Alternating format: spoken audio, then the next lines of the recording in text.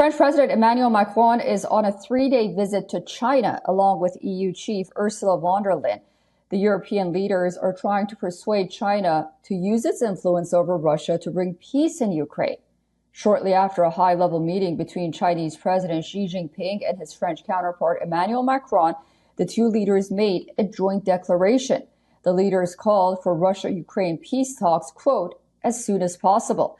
They also made clear that the two countries are opposed to the use of nuclear weapons in Ukraine. 尽快重启和谈，按照联合国宪章宗旨和原则，兼顾各方合理安全关切，寻求政治解决，构建均衡、有效、可持续的欧洲安全框架。 La deuxième chose, vous venez de rappeler avec beaucoup de force le sérieux, l'esprit de responsabilité qu'imposent les questions nucléaires.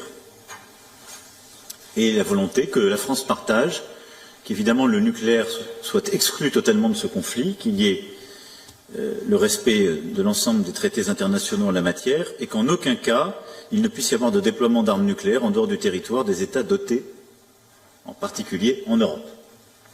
Et à cet égard, chacun doit être rappelé à ses devoirs, en particulier la Russie qui a annoncé il y a quelques jours vouloir déployer en Biélorussie de telles armes, ce qui est non conforme aux engagements pris à votre égard, à notre égard et au droit international. EU Chief Ursula von der Leyen joined the two presidents shortly after.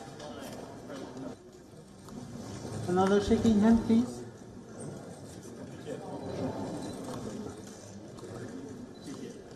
Earlier in the day, Macron met with the Chinese Premier Li Qiang and National Assembly Chairperson Zhao Leji at the Great Hall of the People.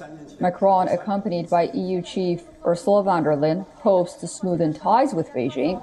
The French president, who arrived in Beijing yesterday, emphasized on how Europe must resist reducing trade and diplomatic ties with Beijing, which is at odds with the West over issues including Taiwan and China's close ties with Russia. Well, for more on this, we are joined by Professor Andrew MacLeod. He's joining us from Liberia.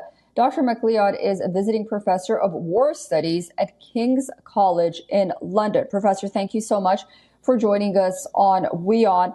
An interesting visit by Emmanuel Macron, his first visit to China since 2019, accompanied by the EU chief. What do you make of this? Light at the end of the tunnel? What are we seeing now is the world is moving from the unipolar world after the end of the Cold War, with only the United States mattering, to now a multipolar world in which China is beginning to assert its influence. Certainly China can assert a lot of influence in Russia. Seen recently, China negotiated peace between Iran and Saudi Arabia, which is probably one of the most significant diplomatic coups that China has pulled off since it started to assert its muscle on the international stage. So we might be able to start seeing a stabilization of the Ukraine conflict. I don't think we're going to see a peace agreement by any stretch. But what this is a very strong warning to the West that China is now going to be heard. And there'll be a question for India, is how does India balance itself in this new multipolar world? Does it go on the side of the West because it's joined the Quad? Does it go on the side of China because it's part of the Shanghai Cooperation Organization? Or does India try to carve out its own third pole? So we might get some sort of stability coming out of Ukraine, or at least a prevention of the nuclear weapons. But this is China really asserting its diplomatic might on the world stage now.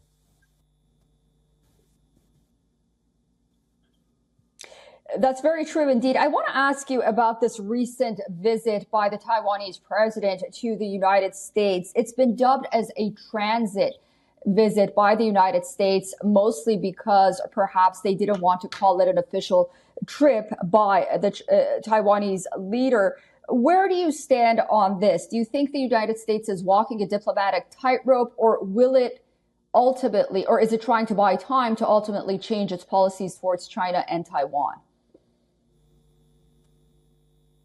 I think a bit of both. I mean, for the last 70 odd years, the United States has had the policy of strategic ambiguity, that is, not being clear on Taiwan, even though on the State Department website you see the statement very clearly the United States does not support the independence of Taiwan. The United States does support the status quo. But of course, the status quo is very confusing. UN Resolution 2758 in 1971 changed the government of China from Taiwan to Beijing, but did not change the borders of China. So the borders of China that existed immediately before 1971, that included the mainland and Taiwan, still exist today. And the Taiwanese constitution still says in its own constitution that it is the government of all of China, i.e. there is one integral territory.